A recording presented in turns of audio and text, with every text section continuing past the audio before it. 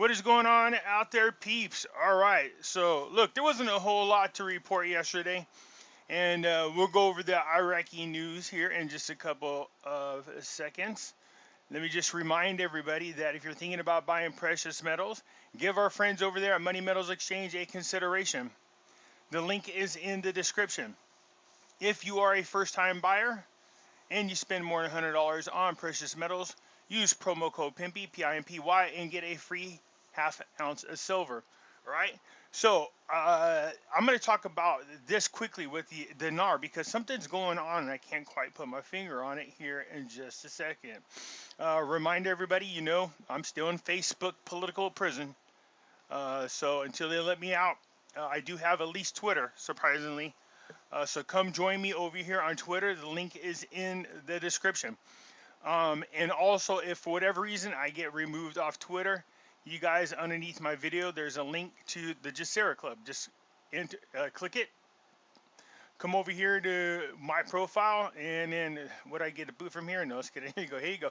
Click it right here, and you will see all my videos are down here as well. You get to also share them on different posts. You're more than welcome to. I would highly recommend you sign up for the newsletter just in case something does happen to me. They will be able to inform you where I currently am positioned at, so you could come join me there. Okay, so over the last 2 weeks or so, um, I'm paying attention to what's going on uh, with currencies. Well, more than just that, obviously. But on the backside of things, there's a lot of talk. There's always a lot of talk. But what the issue, or I wouldn't say the issue, what what gets me is this. There is a lot of movement, you guys, uh, involving the IQD. For those who don't know what the IQD means, the Iraqi Dinar. There is a lot of movement between countries and central banks. Now, I told you this before. Like, I know a lot of people. Okay, I just don't talk about them on here. I don't go on there talking about my insiders. No sense in doing that. Um, because most of the stuff we talk about, I'm not allowed to talk about anyways. And then just the other things that I am allowed to talk about, I share with you anyways. So what we're trying to figure out is, I would say, since the beginning of 2019, all of a sudden we started seeing movements on large amounts of IQD. Uh, we figured, oh, it must be time. Things are going to happen. It just kept rolling along. And when I tell you that there's large movements of this currency, that's probably an understatement. There's a large amounts of IQD being moved around. We're not exactly sure what's going on, and I don't want to jump to any conclusions. But whatever this event is that's happening, whatever this people are getting prepared for, I don't think any of us that talk about the IQD, and I'm not talking about the YouTube dinar community, I'm talking about currency movers. I don't think there's any doubt amongst us that whatever's happening, the IQD seems to be playing a pretty damn big role in whatever this is. Nobody has been able to, and trust me, it's not for lack of trying. Nobody has been able to figure out exactly what the hell is going on with the IQD and why these central banks and other entities, I guess is a good way to put it, um, are making such a huge move on the currency for a currency that supposedly has no value. There are rumors out there that I won't share with you because it doesn't do no good. Like I said, I'm not going to talk about things that I can't prove. And again, and I'm not talking about just the dinar community. Well, yeah, okay, not just the dinar community, but even amongst currency movers, sometimes people tend to be it's let me put it this way, their stories can be pretty wild. You know what I mean? So we listen to it and then we try to make sense of everything else that's going on. I talk about what I do know and when it comes to geopolitics, and we try to puzzle these pieces together and see if we can figure out what's going on. We know there are huge peace agreements that have already been established, but there are even more and bigger ones getting ready to happen here as soon as Trump is reelected. Now, I will share this with you, and it's not having anything to do with my biasness in politics. But I can just tell you this. The one thing that we are certain of, and we have been told, is that a Biden election would delay whatever this is for a long, long time. So, not trying to influence your political decision making. By all means, continue to do what you're doing. I'm just sharing with you what we're already talking about. Okay, so no, I'm not making excuses because one, I don't do dates and I don't do rates, and two, I'm not kicking a can down the road. I think Trump's going to win, so that's not the reason for sharing it with you. So, anyways, let's get into this a little bit. And then I'm going to show you another reason, in my opinion, why it is the Iraqi dinar rate change needs to happen here in order to help Iraq. All right. So when you go through all these news articles over the last couple of days, most of the articles are talking about and dealing with the salaries of the employees. You know, it's Iraq is obviously into a financial crisis. The 2020 budget is going to be presented to Parliament here shortly. It has pieces of the reform policies, the white papers or the reform papers. Some of those policies and procedures are going to be need to be implemented or are going to be part of the 2021 budget. We know this, and there's too much speculation out there as to what parts. So don't always assume that when they talk about reform that it automatically means or has anything to do with the rate change. I think that's the problem. Now, having said that, I do remember that the Alawi, the Minister of Finance, did say that part of the white papers in there was discussion of what needed to be done with the Iraqi exchange rate. We know this, but they didn't say what that was and what that means, other than the fact that they need to study it. Okay? So there's too much speculation and too much people jumping up and down. It's worth getting excited for. And again, we don't want to get too overly excited with good news, and just like we don't want to get overly down with bad news that we come across. We don't care about what they're saying. I mean, we pay attention to it, but we care about more of what they do. Okay? Whatever's happening with the Iraqi dinar, whatever this event is, this currency plays a huge role in it. And I can't help but feel like whatever this role is, it's also possibly tied into all these peace agreements that are happening over in the Middle East. So again, that's just my opinion. It's pure speculation. All right. So most of these articles are talking about, again, financial crisis, how they're going to pay their employees. And that's almost one after another. In this case here, you have, the Parliament is fighting with the Ministry of Finance, trying to figure out who is to blame. What you'll find out as you go through, I read all these news all the time, is that it almost looks like the same thing is happening there is happening here. The government, or I should say Alawi, or no, not Alawi, but Al-Qademi, needs to borrow this money from the government, needs help from the government, Parliament, I should say, needs help from Parliament to borrow money internally to make sure people are paid. Parliament doesn't want to give them the money. They say it's too much. They can't afford to do so.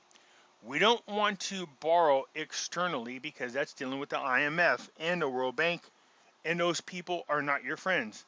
Okay, so it's the white. What I'm saying, it looks so familiar. Is it looks like us over here? We need the stimulus package to pass. Well, Trump wants a stimulus package, but he only wants to pay the people the money. He doesn't want to pay for Planned Parenthood and all the other crap. So the money's not being handed over by our version of the parliament. So, but thank God the election is tomorrow, and let's hope we take better control of the Senate as well as retake control of the House so we can get things accomplished. But this article is basically that the Ministry of Finance going back and forth, pointing fingers at Parliament. And that's all it is. So that's what you see in here. There's a lot of this in the news. And what is that? A lot of this is the back and forth about the importance of getting people paid. Yeah, of course that's important. Okay, the central bank here opens up an account with Euroclear to develop the performance of foreign reserves. I thought was interesting. Okay, so just quickly, Iraq Central Bank has opened up a bank with Euroclear Foundations, which is the most important custodian institution that provides document keeping services, financial as well as other services, including ease of conducting investment operations without the need to conclude agreements with the source of securities, low cost of securities, preservations, and ease of follow-up. We know due to corruption, there was a lot of problems in the banking sector in Iraq, so this is going to help them as far as better record keeping and making sure that an analysis of their foreign reserves is better monitored so they know what to do. We know the election laws have been passed. The things have been ironed out, even over there in Kurdistan. We know there was an issue in Kirkuk. So, again, all that's been ironed out. So all these people are in here complaining about their problem that they had with the redistricting was the fact that it's almost like our gerrymandering. There are people in that are part of the parliament were complaining that the way it's being set up, it's going to lower the amount of representation. Therefore, they're concerned about losing their control and power over parliament. It's the same thing we have here. All right. Halabasi announces Parliament's readiness to facilitate the government's task of securing financial liquidity. So this has been there. They've been ready, but do they have it? You know what I mean? Do they have what it takes to pay the people? That's the biggest issue. So again, it's going on and on. I don't want to get too much into it. It's the same thing we know about. They're too reliant on oil prices. They are asking the Iraq's oil minister to reach out to members of OPEC to see if they can be excluded from the agreement to reduce production. If they can be excluded and they're exempt, this allows them to sell more oil, and of course, it allows them to generate more revenue necessary to function as a government. Here, the Al-Fatah reveals the position of the Shiites regarding the dismissal of Halabasi, and the Sunnis front meets with Barzani. So look at Barzani. I think the overall consensus is this: you have Barzani, you have Halabasi, and you have Al-Qademi, and then you have Souleh. Each represents different factions within the government. It seems to and appears to be a very good balance there. All four men, for the most part, get along really well. But again, you have the Shiites don't like the fact that they might be losing power within Parliament, and they're trying to figure out a way to replace Halabasi. Okay, so here you go again. Alawi announces the date for submitting the 2021 budget to Parliament. There are no job ranks. The job ranks, remember, I told you the purpose of passing the 2020 budget was so that they could put in there, the budget that gets then integrated into the 2021 budget is all the people who are retiring, all the people who got new jobs, all the people who are supposed to get raises, all the people who got promoted. That was supposed to all be in the 2020 budget. But nonetheless, here we go. Alawi said in the press statement that the 2021 budget will be presented this month and includes the implementation of the first phase of the white paper, noting that the price of barrel of oil in 2021 is for $41 a barrel. I think that's going to change, and the reason for that is this. Once Trump wins election, this whole pandemic thing, in my opinion, will blow over. We won't be dealing with it. It'll all magically disappear, and Trump will open up the economy here. Other countries are going to see this. Other citizens are going to see this, and they're going to demand the same thing in their country. They're already revolting around the world as it is. Okay?